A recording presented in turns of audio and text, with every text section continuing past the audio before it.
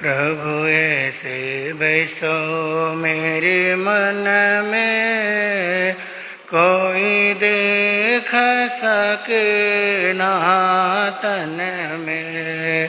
प्रभु ऐसे बैसो मेरे मन में, कोई देख सके ना तन में। कोई देख सके ना तन में, कोई देख सके ना तन में। प्रभु ऐसे बैसो मेरे मन में, कोई देख सके ना। जैसे फूलों में खुशबू समाई, जैसे फूलों में खुशबू समाई, वो किसी को नजर नहीं आई, वो किसी को नजर नहीं आई। तुम भी ऐसे बैसो मेरे मन में, कोई देख सके ना तन में। तुम भी ऐसे बैसो मेरे मन में, देख सके ना। जैसे मेहंदी में रंग है समाया, जैसे मेहंदी में रंग है समाया, वो किसी को नजर नहीं आया, वो किसी को नजर नहीं आया। तुम भी ऐसे बैसो मेरे मन में, कोई देख सके ना तन में।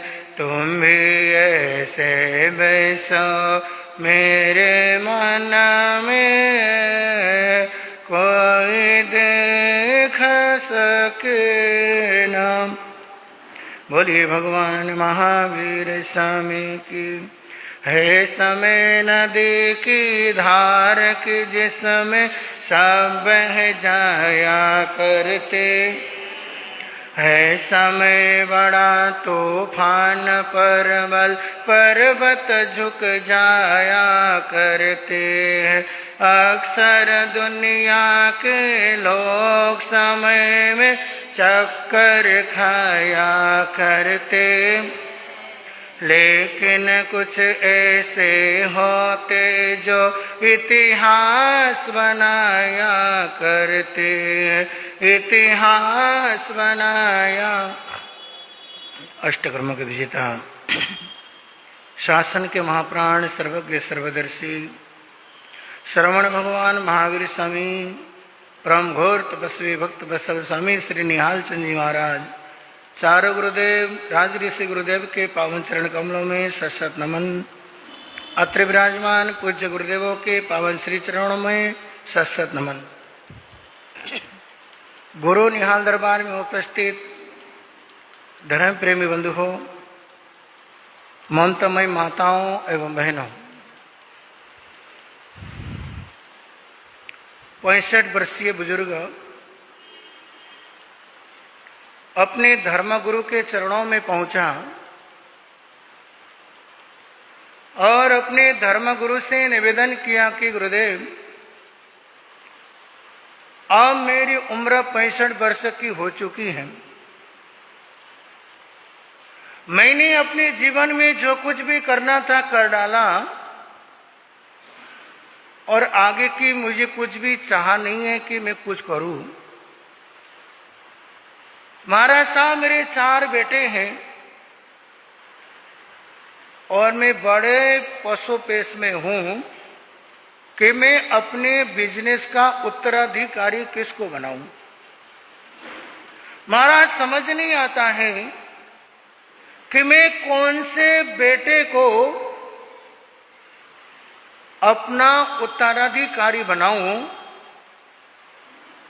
इतना मेहनत करके मैंने यहां तक कारोबार को खड़ा किया है। गांव से निकल करके शहर में आया, न धूप देखी, न छाप देखी, न आंधी देखी, न तूफान देखा, न भूख देखा, न प्यास देखा, न दिन देखी, न रात देखा। इसलिए महाराज साहब बड़े पसोपेश में हूं। कौन से बेटे को मैं अपने कारोबार का उत्तराधिकारी बनाऊं। उस समय संत ने समाधान दिया, उपाय बताइए, ऐसा करो। उस भक्त के घर में संत चले गए और बहुत बड़ा कमरे को उन्होंने देखा। कहा इस कमरे को खाली कराओ और अपने चारों बेटों को अपने पास में बुलाओ। जब चारों बेटे को अपने पास में बुलाया, कहा चारों को 500 रुपए दे दो। चारों बेटे को 500 रुपए दिया और कहा इनको कहो इस 500 रुपए लेकर के जाओ और 500 रुपए के मूल्य में इस कमरे को सामान से भरो। इस कमरा खाली नहीं होना चाहिए, इस कमरे को भरो। भक्त ने संत के कान में कहा, गुरुदेव 500 रुपए से क्या भरेगा। संत ने कहा, भाई मैं कुछ सोच कर कह रहा हूं, तो मेरी बात मान। आजकल भक्त भी कहाँ मानते हैं संतों की बात। और भक्त कम भक्त हो जाए ये भी नहीं कह सकते हैं। इसलिए उस संत की बात को उसकी जची नहीं। संत के कान में कहा, गुरुदेव 500 रुपए से भरेगा क्या। संत कह रहे, अरे भाई जब मैंने कह दिया तो कह दिया। और चारों बेटों को कहा, लो 500 रुपए और इस कमरे को लबालब भरना चाहिए, थोड़ा सा भी गुंजाइश नहीं होनी चाहिए। कल मैं आके देखूंगा कि तुम इस कमरे को भरे हो कि नहीं है। और 4 कमरे दे दिए भरने के लिए। अगले दिन भक्त अपने गुरु के पास पहुंचा, गुरुदेव चलो देख कर के आते हैं कि मेरे बच्चों ने कमरे को भरा कि नहीं भरा। अपने गुरु को लेकर के जैसे अपने महल में पहुंचा, सबसे पहले बड़े बेटे को के पास पहुंचा। जाकर के बड़े बेटे को बुलाया, अरे बेटा मैंने तेरे को कहा था कमरा भरना, लेकिन कल जैसे छोड़ा था आज वैसे ही है। कहने लगा, पापा आपने 500 रुपया दिया था और जाकर के सट्टा खेला और 500 रुपये मैंने बर्बाद कर दिया। दूसरे बेटे के कमरे में गए, देखा भयंकर बदबू आ रही है कमरे से, खड़ा होना मुश्किल। पूछा, बेटा तूने कमरे को किससे भरा। कहने लगा, पापा आपने कहा था कमरे को भरना। मैं नगर पालिका वालों के पास गया, जितना भी मेरठ का कचरा इकट्ठा हुआ था सबको ला करके मैंने अपने कमरे में गंदगी से भर दिया। आप जाकर के देख लो, सारा कमरा भरा हुआ है। वहां से तीसरे नंबर वाले बेटे के पास गए, जाकर के देखा कपास लाकर के भरा हुआ है, लेकिन फिर भी नहीं भरा। कहा, पापा आपने 500 रुपया दिया था, इससे ज्यादा सामान मिला नहीं। अब जैसे चौथे नंबर वाले बेटे के पास पहुंचे, टेबल पर कुछ मोमबत्ती रखी है, कुछ अगरबत्तियां रखी हैं। अब संतों को लेकर के गया सेठ, बेटा कमरा तो खाली है, ये अगरबत्ती, मार्चिस, ये मोमबत्ती किस लिए है? उसने सारे कमरे के लाइट को बंद कर दिया, मार्चिस को जलाई, और जैसे ही मोमबत्ती को जलाया, अब अगरबत्ती को जलाया, कहा पापा देख लो मेरा कमरा लबालब भर गया है, एक एक कोने को चेक करो, एक एक जगह को छानो, पूरा का पूरा कमरा प्रकाश से भरा है और खुशबू से पूरा कमरा भरा हुआ है।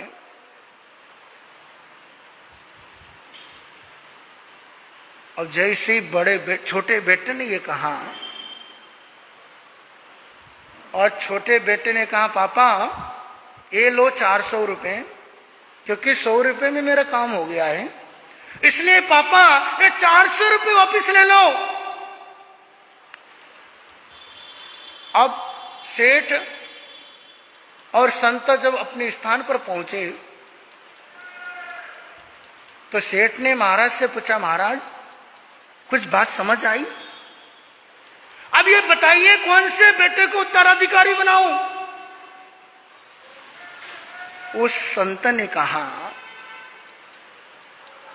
सबसे छोटा जो बेटा है वही उत्तराधिकारी के लायक है। मैंने कहा था कि पूरे कमरे को भरना, सामान से भरने का मतलब नहीं था, उसने रोशनी से भरा और खुशबू से पूरे कमरे को महक डाला, और ऊपर से 400 रुपए की बचत भी की। इसलिए सेठ तेरा कारोबार कोई संभाल सकता है, तेरे बिजनेस को आगे कोई लेकर के जा सकता है, तेरे नाम ख्याति को आगे कोई बढ़ा सकता है, ये छोटा बेटा बढ़ा सकता है। उस सेठ ने अपना कारोबार का उत्तराधिकारी अपने सबसे छोटे बेटे को दे दिया। बंधु, उत्तराधिकारी चुनने में बहुत सावधानी रखनी पड़ती है, चाहे परिवार में हो, चाहे समाज में हो, चाहे प्रदेश में हो, चाहे राष्ट्र में हो। बंधु, जब हम विधानसभा के वोट डालें तो देखना चाहिए कि मेरे वोट का क्या महत्व है। बंधु, चाहे छोटे चुनाव हो या बड़े चुनाव हो, चाहे घर के उत्तराधिकारी की बात हो, चाहे समाज के उत्तराधिकारी की बात हो, जब समाज का उत्तराधिकारी भी हम चुने, ये मेरा दोस्त है इसलिए चुने, ऐसा नहीं है। ये मेरा सगा संबंधी है, इसको समाज का प्रधान बनाए, मंत्री बनाए या कुछ भी मेंबर बनाए। बंधु, सब समाज की बात हो, ये देखना चाहिए कि समाज को आगे कौन बढ़ा सकता है। जब देश की बात हो कि मेरे देश को कौन आगे बढ़ा सकता है, हम संत हैं, जगह जगह घूमते हैं। मैं मेरठ की बातें नहीं करूंगा, मेरठ की बातें बाद में करूंगा जब यहां से जाऊंगा कहीं। अब जब हम क्षेत्रों में जाते हैं, बंधु, उत्तराधिकारी चुनने में बहुत बड़ी भूल करते हैं लोग, तो समाज में 4 टुकड़े हो जाते हैं, 4 फाड़ हो जाते हैं। आज तो हमने ऐसी जगह भी देखी जहां पे 10 घर है अपने समाज के, वहां भी 4-4 टुकड़े हैं। ये इसलिए होते हैं क्योंकि उत्तराधिकारी चुनने में बहुत बड़ी भूल होती है। लोग ये गलती करते हैं उत्तराधिकारी चुनने में। अगर वो सेठ भी उत्तराधिकारी चुनने में गलती करता बहुत सारे लोग कहते हैं महाराज समाज में संतों का वो नहीं होना चाहिए, इंटरफेयर नहीं होना चाहिए। भाई जितने भी राजतंत्र को देखो हमेशा धर्मगुरु होता था। राम के जीवन को देखो, कोई भी फैसला लेना सबसे पहले किसके पास जाते थे वो? वशिष्ठ जी के पास। जितने भी राजतंत्र हुए, चाहे अशोक सम्राट हुआ, चाहे भारत के जितने भी रनवाड़े थे, सबके अपने अपने धर्मगुरु होते थे कि धर्मगुरु हमेशा सही सलाह देता है। इसलिए बंधुओं, जीवन का उद्देश्य, जीवन का मकसद, बंधु जीवन का मकसद क्या है? कि हमारा जीवन का मकसद क्या है? बोलो मेरठ वालों। घर से दुकान जाओ, दुकान से घर आओ, महीने में एक बार किट्टी पार्टी खेल लो, क्या ये जीवन का मकसद है? आज हमने जीवन के मकसद क्या बना डाला? बंधु आज हमारे जीवन का कोई मकसद नहीं है। सांसें चल रही हैं, बस वो चल ही रहा है जीवन। न जीने में खुशियां हैं, न उमंग है, न अपने जीवन में नई उत्साह है। मतलब आज हमारे जीवन का कुछ भी मकसद नहीं है। जब तक जीवन का मकसद न हो, ये हमारा जीवन भार बन जाता है, बोझ बन जाता है। जब जीवन का कोई मकसद ही नहीं है, जब हमारा जीवन हम दो हमारे दो इतने में सिमट के रह जाता है, फिर जीवन का कोई मकसद नहीं रह जाता है। कहते हैं भगवान, ये सनातन कथा आती है, हमारा जैन धर्म के अनुसार नहीं है कहानी। सनातन में कहानी आती है, भगवान सृष्टि का निर्माण कर रहे थे। उन्होंने सबसे पहले खिलौने को उठाया, उसमें प्राण भरा। प्राण भरने के बाद उसका नाम उन्होंने गधा रख दिया। हे गंधर्वराज, आज से तुम्हारा नामकरण करता हूं गधा। अब मैं तुम्हें पृथ्वी पर भेजता हूं। हे गंधर्वराज, तुम बहुत मेहनती बनोगे।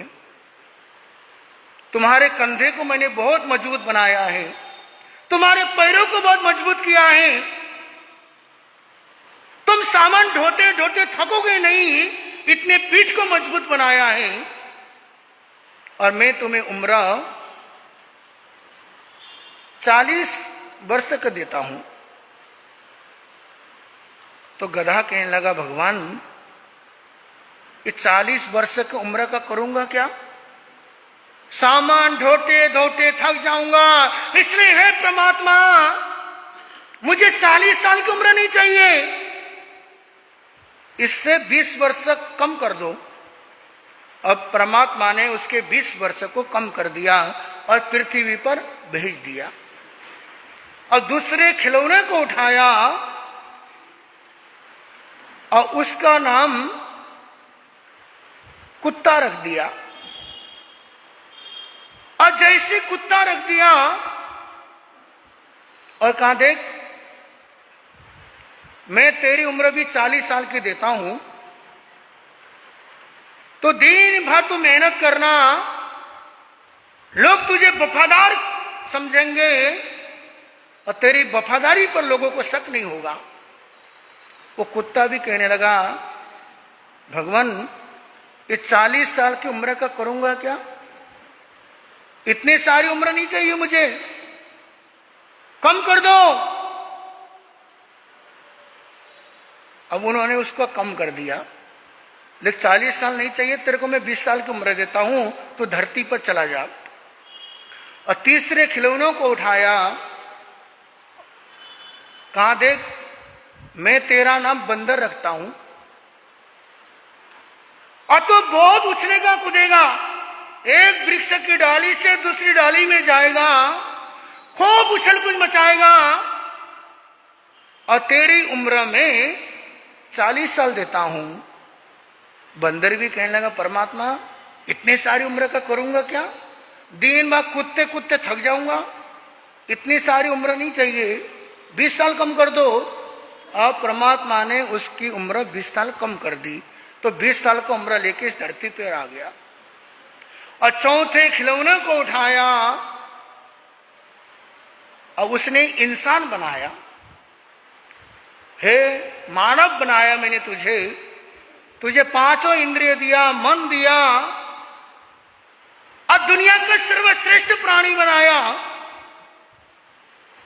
हे मानव, मैं तुझे 40 साल की उम्र देता हूं।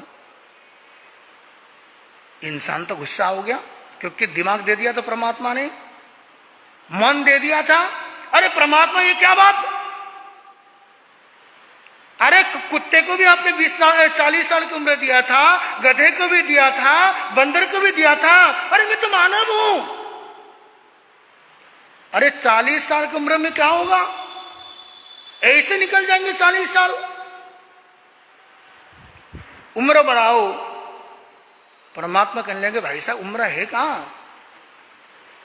उम्र का टोटा है, इतना ही है। अब इंसान को बुद्धि दे दिया था भगवान ने,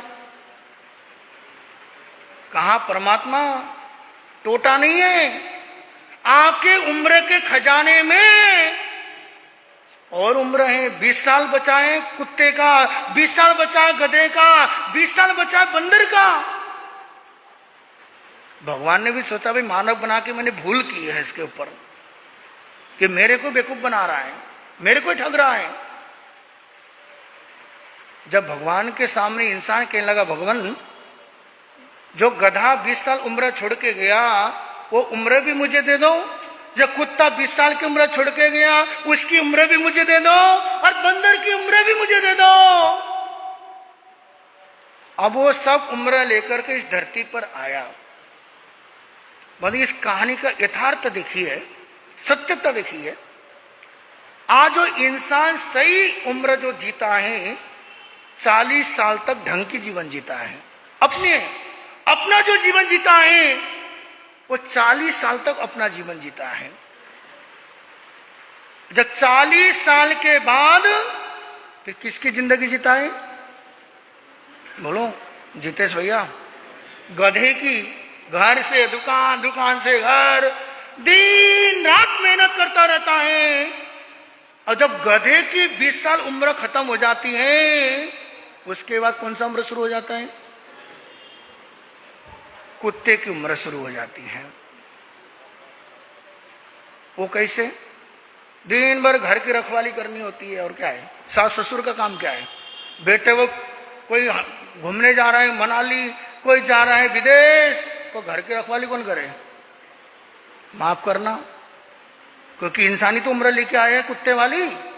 अब ये देखिए 40 साल तक अपनी जिंदगी जीता है, फिर गधे की जिंदगी जीता है, फिर 20 साल की जो उम्र है वो कुत्ते की जैसी जिंदगी जीता है। जैसे कुत्ता घर के बाहर रहता है, दिन भर इधर उधर देखता रहता है, तो घर में बुजुर्गों की हालत भी उस कुत्ते जैसी हो गई है। तो दिन भर चौकीदारी करने में, रात भर खास खास के जागने में वो 20 साल की उम्र क्या है बुजुर्गों की निकल जाती है।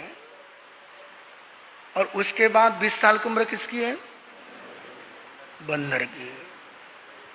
15 दिन बड़े बेटे के घर में फुदकेंगे, 15 दिन छोटे बेटे के घर में, 1 महीना बेटी के घर में, 15 दिन उसके घर में।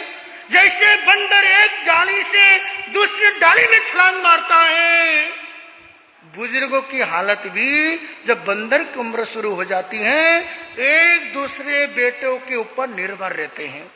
कब वो बेटा लेने आएगा, कब मेरी बेटी लेने आएगी। तो ये बंदर की उम्र क्या है, अंत में जाके शुरू हो जाती है। तो मेरठ वालों, जीवन का मकसद ये नहीं है कुत्ते की जैसी हम जिंदगी जिए, गधे की जैसी जिंदगी जिए, उस बंदर की जैसी जिंदगी जिए, ये कोई जिंदगी नहीं है। तो जीवन का उद्देश्य क्या है वो कल के प्रवचन के अंदर रखने का प्रयास किया जाएगा कि हमारा जिंदगी का उद्देश्य क्या होना चाहिए, हमारा जीवन कैसा होना चाहिए, कल के प्रवचन में रखने का भाव रखेंगे। इन्हीं शब्दों के साथ में ओम ब्रह्म।